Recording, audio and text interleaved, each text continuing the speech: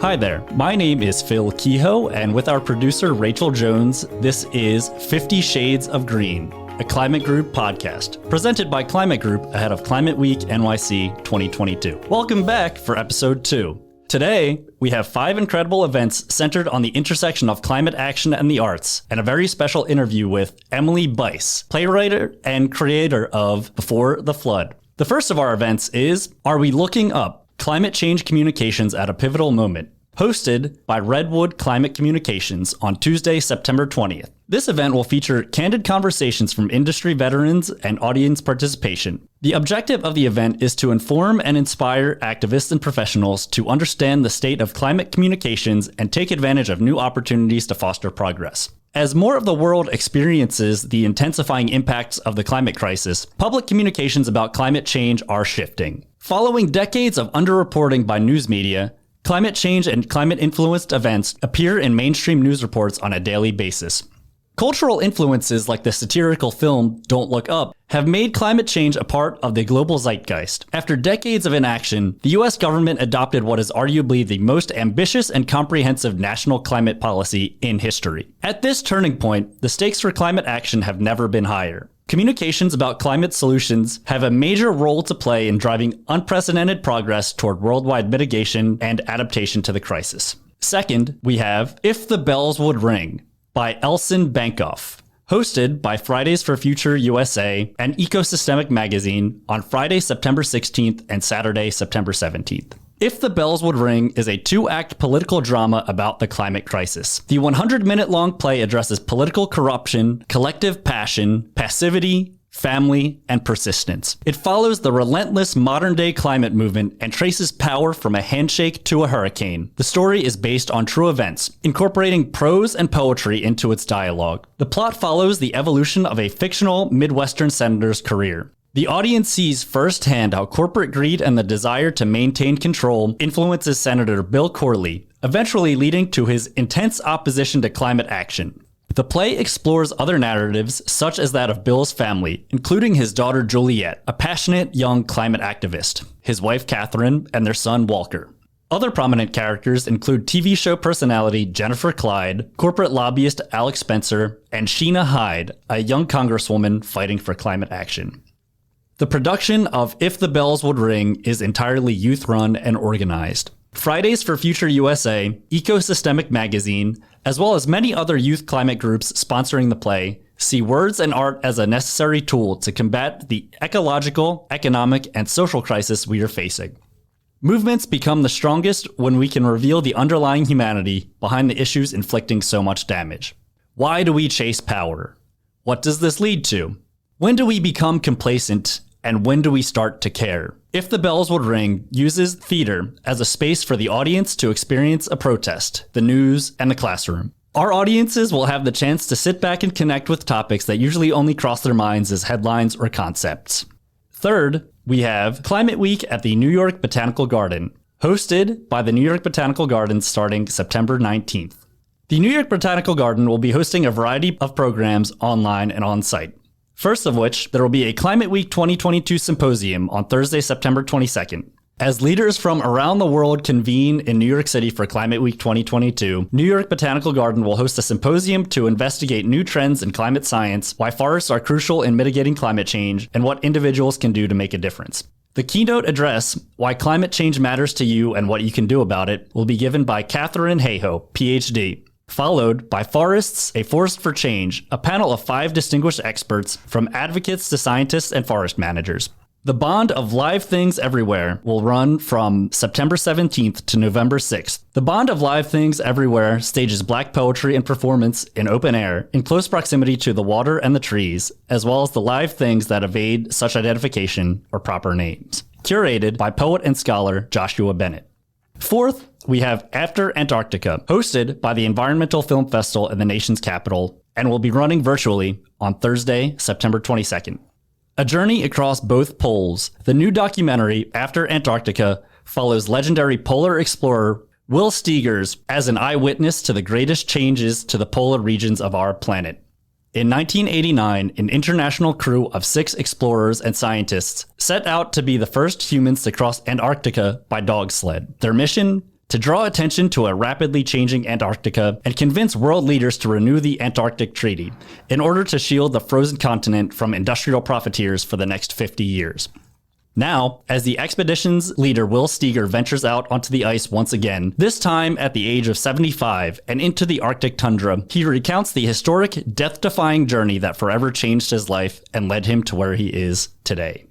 Through riveting verite archival footage that brings the past alive, After Antarctica is a wilderness thriller pinning us to the edge of our seats as it immerses us in the danger, tension, and sacrifice Steger and his team faced at every turn in order to complete their historic mission. As septuagenarian Steger treks into one more vast expanse, this time at the opposite end of the Earth, his reflections in the present crystallize into a profound cinematic memoir, a meditation on mortality, and a eulogy for the ice. And finally, Before the Flood by Nina Goodhart and Emily Bice, taking place from Thursday, September 8th to Sunday, September 18th. A family dramedy inspired by actual biblical events, Emily Bice's new play is a contemporary reimagining of the night Noah told his family that a flood was coming, and that they were the only ones to be saved. But what about the people left behind? Brimming with humor and poignancy, Before the Flood asks what we owe to each other and to our planet in times of crisis. Tickets are available at www.beforethefloodplay.com. Before the Flood runs September 8th to 18th at the Chain Theater. As proud members of the Broadway Green Alliance, the Before the Flood team is committed to promoting and enacting climate-positive practices throughout the run of the show. As such, the production will be co-hosting the Climate Theater Double Feature on September 17th, a day of new work and climate conversation, beginning with If the Bells Would Ring by Alison Bankoff and followed by Before the Flood by Emily Bice. Immediately after Before the Flood will be a talk back on how theater can inspire climate action. Panelists include Jerome Foster II, Dylan Urigas, and Christy Drutman. The panel will be moderated by Bice and Bankoff. More information is available at hcs.earth/climate theater. Register for all these wonderful events and find out more at www.climateweeknyc.org. So today we have with us a very special guest from Before the Flood, playwright and creator of the show, Emily Bice. Emily, welcome. We're so excited and happy to have you here on 50 Shades of Green, the second edition of our Climate Week NYC podcast. And Emily, I would love to hear a bit more about you and your background and how you came to be into the playwriting profession. I would love to share. Thank you for having me. So I am a writer. I'm from the Midwest originally, and I moved to New York about a year ago. I was living in LA before then and working in TV. And playwriting has kind of always been my bread and butter. I grew up doing theater. I went to theater school. I wrote really stupid skits as a kid. And when I left LA and moved to New York, it just kind of felt like the right avenue to channel my writing into. And so that's how I came to be a writer. To follow up on that, has climate and environmentalism always been at the forefront of your artistic endeavors, or is this something new that you think you've discovered along the way? That's a great question. It's very funny because I can sort of give the background of why I wrote this play specifically, because that ties into the climate activism element. And basically, the thing I love about writing is that you can ask really weird and unique questions. And so for this play, for example, for Before the Flood, I started writing it because I didn't grow up studying the ins and outs of the Bible. And I wanted to know who cleaned up after the animals on Noah's Ark. I was like, there has to have been a lot of animal waste. Who did that? So I Googled it, and to find out that Noah brought his wife, his 3 sons, and their wives on the ark. And I was like, oh, okay, the women did all of the work and got none of the credit. And for me, that's where the spark for the play came from, was I wanted to write a piece about the women's perspective of Noah's Ark. And as I did more research into it, I learned that the flood narrative is pretty universal. And it's in every religious text. It is just told a little differently. So in some versions of the story, for example, Noah has a 4th kid who doesn't go on the ark and instead goes to the top of a mountain and drowns. And I learned about this this at the same time as the New York floods last year. To answer the climate question, it's always been something that I've been aware of and cared a lot about. It's becoming increasingly hard not to care about it, but I don't know, the world is so amazing, and it's tough to just watch these steps not be taken to preserve it. And so when the New York floods happened and I was starting to write this play, it kind of clicked for me that that's a giant biblical flood that everyone knows the story of, but perhaps it's not that different from the world we know today. And I learned about that at the same time as the billionaires being like, we're going to space. So I was like, oh, spaceships are modern day arcs for climate change. It kind of became a vehicle to explore what would you do if you had the resources to survive the end of the world. Would you help others? Would you save yourself? Would you just sort of chalk it up to fate and be like, I'm lucky I am where I am? And for me, I would want to help others and hope that everyone else does too. That's a great point. And I think living through many of these climate catastrophe events, you think to yourself, what would you do in this situation? And to put yourself in the shoes of these characters, I think is a worthwhile study in, the human experience in terms of coming face to face with your fears and trying to be resilient and be prepared for whatever the future holds. My next question for you is, how do you think these iconic stories, the ones that happen in the Bible and in many other texts that are kind of universal across the world that are so deeply embedded in our social consciousness, affect how we interact with a lot of these real life climate issues? It's a good question again. I mean, I think the universality of stories like this is that everyone has a common language. It's sort of similar to Shakespeare in that one of the big reasons people constantly adapt Shakespeare is because everyone knows the bones. And so then you can map different issues and angles and adaptations over it. So for the Noah's Ark narrative, I don't have to explain to anyone what happens in Noah's Ark. People immediately remember that there was a flood, lots of animals came. And I think it gives you the freedom to then use this template to explore fresh issues, and the humanity is already embedded in them because these are tried and true stories of people dealing with issues. That's the simplest way to put it. But because the story was there, I felt like there was so much room to explore outside of the story and poke holes in the narrative and use those holes to ask others to look at it and where am I fitting in here? Well, how do I want to look back at this time? Do I want to be the one that got on the boat? Or do I want to be the one that tried to help other people from not drowning? For me, at least, I think it's encouraging to see a lot more of these sorts of stories coming about with the notion that there is a climate crisis, that there is something that can and should be done about it. You see it even in popular culture today with movies like Don't Look Up, trying to elevate and convey this theme and discourse of climate action. So my next question for you is, how do you think we can effectively make use of more of these stories like Don't Look Up, like Before the Flood, to build these sorts of climate narratives that we need today? I think the first thing we can do is eyes and ears. The more people that see these things and hear about them, and the more that exists, the more conversations are going to be happening. Don't Look Up. It was so funny. I remember watching that with my family, and I was, I've been working on this play for a year now. And so when Don't Look Up came out, I was 2 readings in to the play.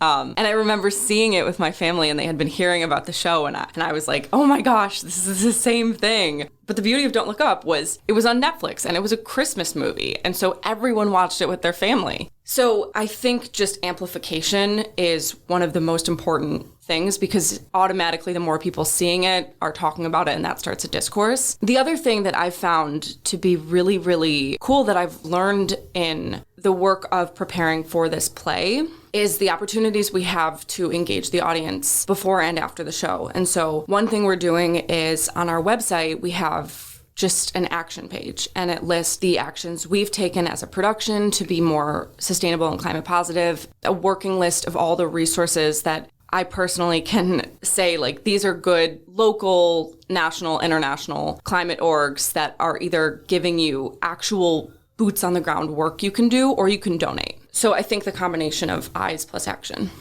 Absolutely. And If I recall correctly, this show, Before the Flood, is part of a double feature, a climate action talkback on September 17th. Is that correct? I would love to hear a little bit more about this and the other play and what to expect from the talkback and this double feature. Yeah, I would love to talk about it. So the double feature came about through pure serendipity. To backtrack a tiny bit, when we began pre-production for the play, I met with a friend I knew from LA. Her name's Allison Bagelman, and she is the co-founder and co-CEO of Young Entertainment Activists and Impact, which are the two groups. Allison had just EP'd a Hollywood Climate Summit. So I met with her, and I was like, what can I do to make sure my play is not only talking the talk, but also walking the walk? She gave a lot of great ideas. She connected me to Broadway Green Alliance, and she also connected me to the coolest 18-year-old I've ever met in my life, who is the other playwright and director, because the double feature is 2 new plays happening in New York. So this playwright, Elson, she's a senior in high school in DC. She just inherently makes me feel unaccomplished because of all she's done at her age. But her play is called If the Bells Would Ring. And so Elson and I had a conversation, and we figured out that our plays are not only happening the same days, but they're happening in the same building at 2 different theaters. And it was like, we had no idea that was happening. It was just kind of a what are the odds moment. And they were both climate plays. From there, we were like, what can we do, again, to amplify this and to make sure we're making use of this moment? And so together with Allison, we worked out that we could do a climate theater double feature, which basically means Elson's show is at noon at the Tank Theater, which is on floor 1 of our building.